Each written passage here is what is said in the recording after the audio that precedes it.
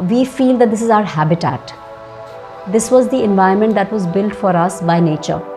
And just like other species, we are also supposed to live here. Having a fresh environment where we could breathe clean air was equally important.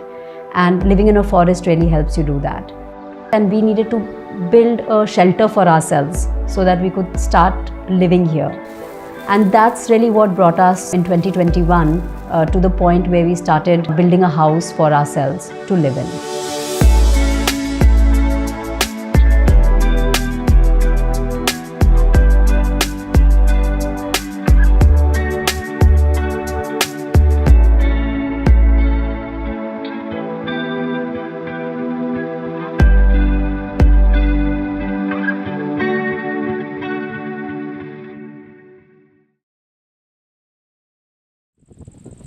I'm wondering whether people don't want to use traditional techniques because they're hard to maintain or because they feel they look too rustic.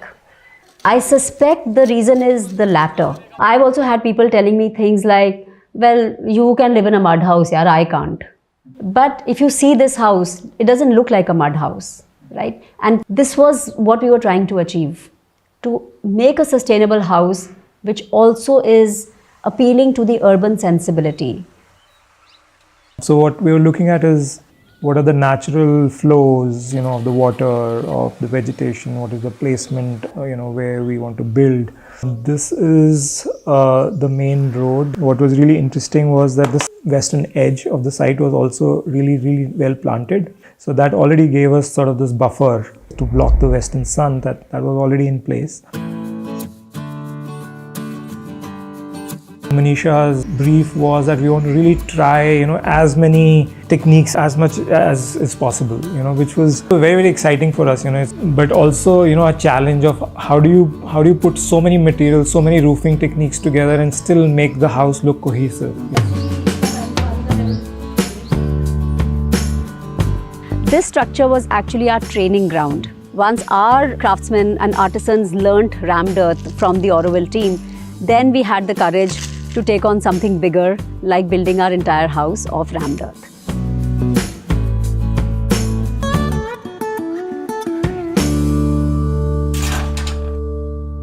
The house has been divided into two arms. One is the public arm and one is the private arm.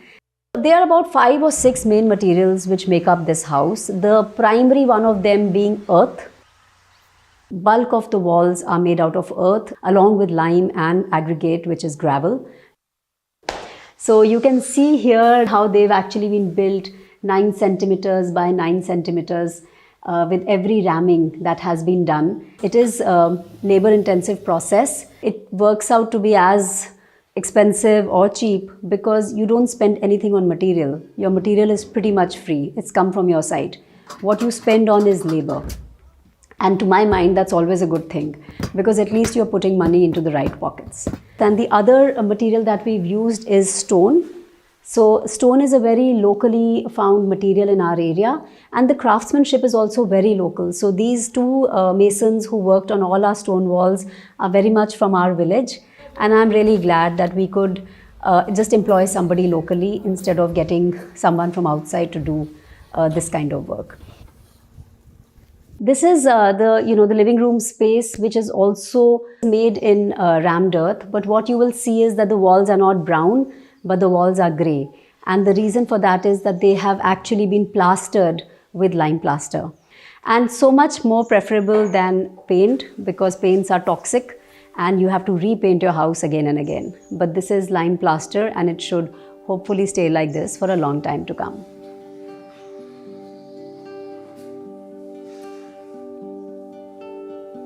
So here we have 5 different types of roofing systems. One of the attractions of this room is the Catalan roof that you see on top. This is a little bit of a combination of a flat dome and a Catalan arch. This is some great piece of craftsmanship done by the team from Rohtak, who are very well known to do the Rohtak domes. And these roofs are built without any shuttering and any steel. They start from the 4 corners, they start putting them like, each one is like an arch. And so it holds its own weight and doesn't collapse. And because of the tilt the weight falls on the previous arch, and just like that it keeps building up. It takes about 4 days to build a roof like this, and it's an absolute delight to watch them in action. So the second roof that we wanted to experiment with was a wooden roof. It's got rafters which are 3 inches by 6 inches and then boards on top of it. Again, it doesn't have any steel, it doesn't require any shuttering. In my mind, wood is a renewable resource, especially because we ourselves have planted so many trees that we understand the value of the tree and the renewability of a tree. We were not keen to use floors which are tiles or marble or stone, because frankly none of that is native to our area. So the two options we had was that either we make a cement floor or we make a lime floor. So I didn't want to use cement again, just because of its high embodied energy and the toxic nature of cement. Lime was something that we really liked the idea of. However, the challenge was that nobody knew how to make lime floors. So we got a team of 3 people here over a few days, and they taught us how to do lime work, which is very different from cement, because cement is like, quick fix, whereas lime is a little bit more patient. You have to put on your music and you have to keep working with it. Slowly it sets. So this is our kitchen. So remember, for us, this is farm first, house second. So it's still very much the farm, and we wanted to have that connect. So we have pretty big windows that overlook the gardens. So therefore a lot of natural light. The kitchen, again, you will see, is a combination of rammed earth and stone. And from here you'll also be able to see that the rammed earth wall is about 13.5 inches in width. But the advantage of having a rammed earth wall is the thermal mass, which helps to keep the house cool in summer and helps to keep the house warm in winter. So the kitchen here has the third roofing system that we wanted to demonstrate, which is called a filler slab. But we added the pots in it, and it also adds a little bit of an aesthetic feature people could consider if they still want to stick to making a concrete roof. We used to really struggle to find place to store our produce and to keep it in good condition, because we do go through a very hot summer. So we need to have an environment, but at a temperature which is not 45 but not 5 either, something in between. And the cellar offers us just the right ambient temperature to keep those vegetables breathing and alive. Yeah, so this is our cellar, and the part that I'm standing in right now is the dry cellar. While this environment is great for dry produce like pulses, cereals, legumes, onions, garlic and peanuts, it's not a great environment for things like vegetables, potatoes, root vegetables, because they don't like light at all. So for them, we have to store them in a dark environment, absolutely dark environment, and that's exactly what we have inside this room. The reason it has to be absolutely dark is because otherwise all your root vegetables will start sprouting. Also, if you have a lot of light, you will get mold. So cellar has basically 3 things that you need to keep in mind.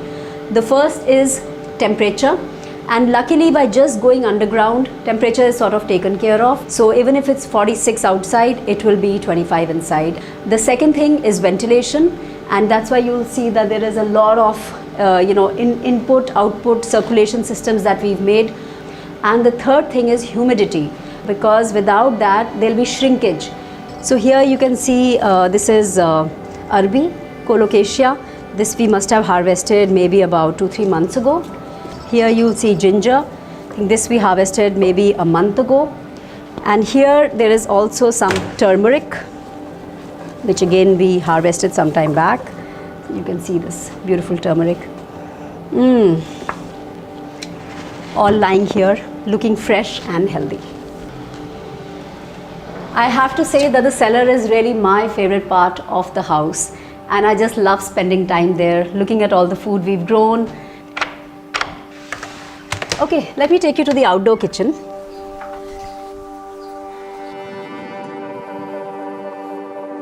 So What we are standing on right now is actually 3 rainwater tanks, and here what we've done is we've built 2 filters. This is one filter where water gathers from half the house, and the other filter is on that side of the wall, which gets water from the other half of the house.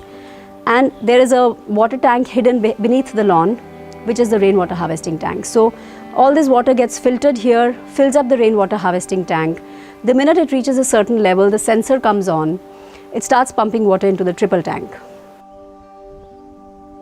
The rainwater that I'd calculated we are getting here is about 150,000 litres of water during the rainy season. And I just couldn't build water tanks of that capacity. There's more water out there than we think there is. The question is whether we are managing it properly or not.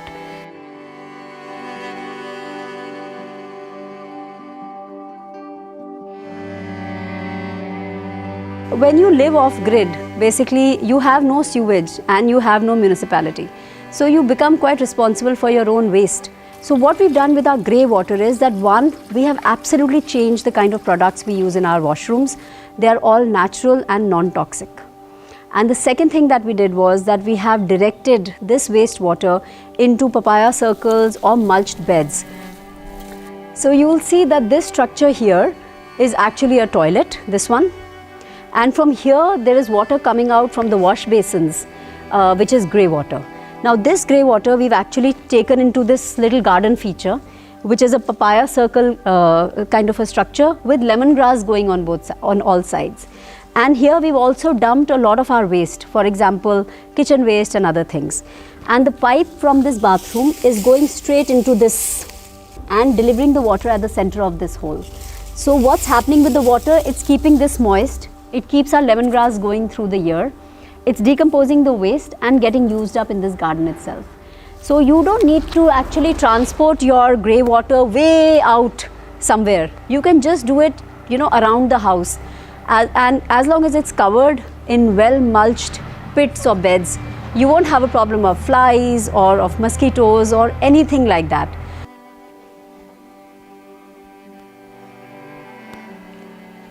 Okay, so that was really the formal part of our house, the place where we entertain people, we have workshops, we have guests, we have visitors. Now let me show you a little bit about the rest of the spaces and what kind of sustainable techniques we've used to build those.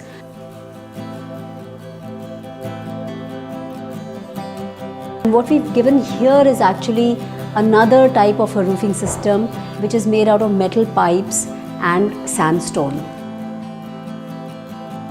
And this is really our den and our office space.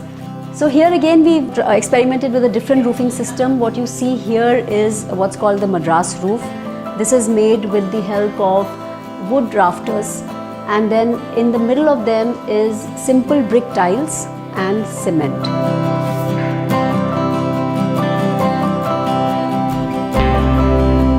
Well, we are finally entering the space which leads into our bedrooms. All the bedrooms look pretty much the same. So come, let's take a look at it.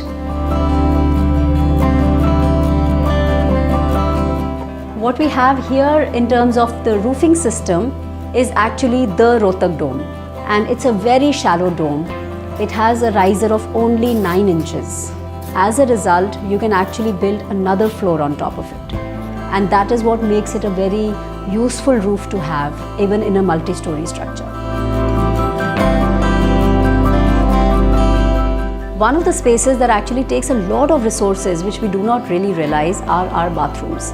We have to put stones in them, tiles, fixtures, a whole lot of things. And so we've built the bathrooms in lime itself. The thing I want to draw your attention to is this beautiful work which has been done in lime. This is what we called araish, and this is the work that's been done on the floors all over the house, but on the walls in the kitchen and in the bathroom. And the technique is really, you start with a leveling plaster, then you put another layer of a slightly finer lime mixture, and finally a even finer lime mixture.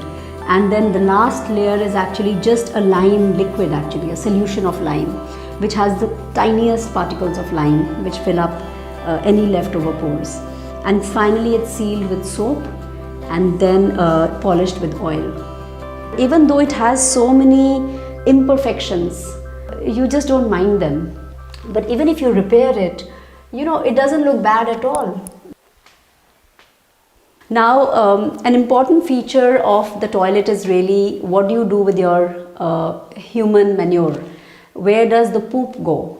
So in our case, the poop all goes into a biodigester. Anaerobic bacteria breaks down the waste in the biodigester and produces a stream of liquid. That stream of liquid is channelized into our gardens and released into a soak pit, and which basically ends up fertilizing the area and recycling the nutrients left in the human waste. So this is how we close the loop on our human waste as well.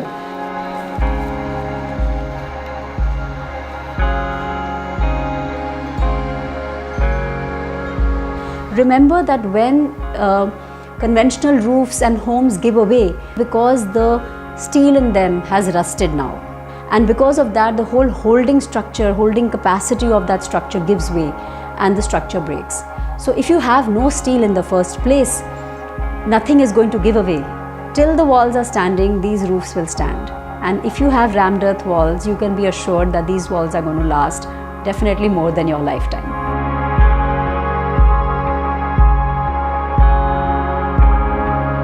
One of our main briefs was that this house should have a life of 100 or 200 years. There is absolutely no reason why we should be breaking and remaking houses every generation. We wanted to make a house which is ageless, which will last forever, and will relieve our next generation of the burden of having to build another structure for themselves. And we found in our research that the age-old techniques were the best. They lasted for centuries, whereas the new techniques hardly last for a few decades.